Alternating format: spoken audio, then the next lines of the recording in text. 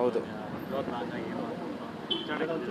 ಅಂದರೆ ಈಗ ವಿಡಿಯೋ ನೋಡಿದ್ರೆ ಸ್ಪಷ್ಟವಾಗಿ ಹೇಳಿದ್ದೀನಿ ಸರ್, ನಾವು ಸಿನಿಮಾ ಮಾಡಿರೋದೇ ಲಾಂಗ್ ಹಿಡಿಬಾರ್ದು ಅಂತ ಒಂದು ಸಂದೇಶ ಕೊಡಬೇಕು ಅಂತೇಳಿ. ಲಾಂಗ್ ಅನ್ನೋದು ಎಷ್ಟು ಸಮಾಜಕ್ಕೆ ಮಾರಕ ಅಂತ ಹೇಳಿ ನಾವು ಸಿನಿಮಾದಲ್ಲಿ ತೋರಿಸಿದ್ದೀವಿ.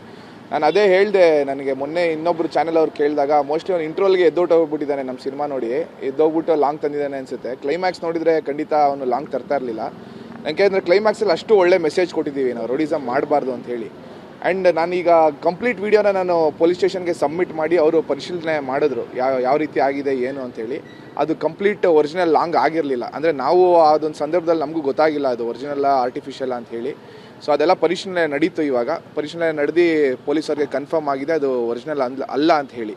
ಸೊ ಅದಕ್ಕೆ ಏನೇನು ಬೇಕೋ ಅದೆಲ್ಲ ದಾಖಲಾತಿಗಳು ತೊಗೊಂಡು ಒಂದು ಅಂದರೆ ನೋಟಿಸ್ನ ಕೊಟ್ಟು ಈ ರೀತಿ ನೆಕ್ಸ್ಟ್ ಏನೇ ರೀತಿ ಆದ್ರೂ ನೀವು ಕೈಯಲ್ಲಿ ಲಾಂಗನ್ನು ಹಿಡಿಬೇಡಿ ಸರ್, ಅದು ಸಮಾಜಕ್ಕೆ ಬೇರೆ ರೀತಿ ಮೆಸೇಜ್ ಆಗುತ್ತೆ ಅಂತ ಹೇಳಿ ಅಡ್ವೈಸ್ ಮಾಡಿ ಕಳಿಸಿದ್ದಾರೆ. ಯಾಕಂದ್ರೆ ಇದು ಒಂದು ಎಲ್ಲ ನೋಡಿ ಸಿನಿಮಾ ಗಿಮಿಕ್ ಅನ್ಸುತ್ತೆ, ಗಿಮಿಕ್ ಅಂತ. ಯಾಕಂದ್ರೆ ರಜತ್ ಇರ್ಬೋದು, ವಿನಯ್ ಇರ್ಬೋದು, ಲಾಂಗ್ ಇರೋದು ಏನೋ ಅನ್ಬೋದು ಗೊತ್ತಿದೆ. ಹೌದು, ಅಷ್ಟೆಲ್ಲ ಆದ್ಮೇಲೆ ಕೂಡ ನೀವು ಅದು ಆರ್ಟಿಫಿಷಿಯಲ್ ಒರಿಜಿನಲ್ ಸೆಕೆಂಡ್ ಸರ್, ಅದನ್ನ ಇಟ್ಕೊಬೇಕಾದ್ರೆ ನಿಮ್ ಗಮನಕ್ಕೆ ಅದೇನೋ ಬಂದಿತ್ತಾ ಇಲ್ವಾ ಸರ್? ರಜತ್ ಮತ್ತೆ ವಿನಯ್ ಅವ್ರು ಹಿಡಿದಿದ್ದು ಒರಿಜಿನಲ್, ಅವ್ರು ಒರಿಜಿನಲ್ ಹಿಡಿದು ಅವ್ರಿಗೆ ಜೇಸಿಗೂ ಕೂಡ ಪ್ರೊಡ್ಯೂಸ್ ಮಾಡಿದ್ರು.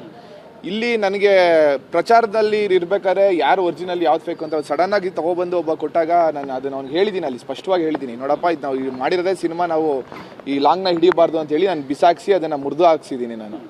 ಅದು ಗಿಮಿಕ್ ಅಂತ ನಾವು ಹೇಳಕ್ಕೆ, ಏಕೆಂದರೆ ಸಡನ್ ಆಗಿ ಯಾರೊಬ್ಬ ಅವ್ನು ಯಾರು ಅಂತಲೂ ಗೊತ್ತಿಲ್ಲ ನನಗೆ, ಅನಾಮಿಕ ಬಂದ್ಬಿಟ್ಟು ನನಗೆ ಕೈಗೆ ಇಟ್ಕೊಳ್ಳಿ ಅಂತ ಅಂದಾಗ ಅವ್ನಿಗೆ ಅಡ್ವೈಸ್ ಮಾಡಿ ಕಳಿಸಿರೋದು ನಾನು. ಅದು ವಿಡಿಯೋ ವೈರಲ್ ಆಗಿರೋದು 2 ದಿನ ಆದಮೇಲೆ.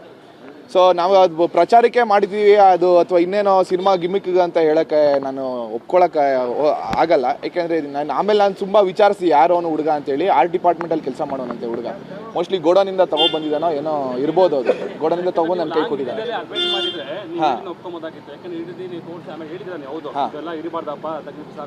ಹೌದು ಹೌದು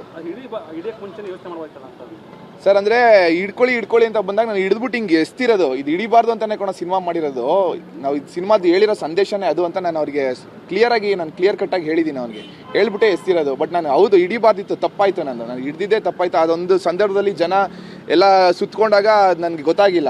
ಅವ್ನಿಗೆ ಇವಾಗ ಬಂದು ಅವ್ನು ಶೇಕ್ ಹ್ಯಾಂಡ್ ಕೊಟ್ಟರು ನಾವು ಶೇಕ್ ಹ್ಯಾಂಡ್ ಕೊಡ್ತಾ ಇರ್ತೀವಿ. ಸೊ ಹಾಗೆ ಬಂದು ಒಂದು ಲಾಂಗ್ನ ನನ್ನ ಕೈ ಕೊಟ್ಟ, ನನ್ನ ಕೈಯಲ್ಲಿ ಹಿಡಿದೆ, ಅದು ತಪ್ಪಾಗಿದೆ. ಈಗ ಅದಕ್ಕೆ ಏನೇನು ಬೇಕೋ ಪೊಲೀಸು ಅದು ಏನು ಕಾನೂನು ರೀತಿ ಕ್ರಮ ತೊಗೊಂಡಿದ್ದಾರೆ ಸರ್.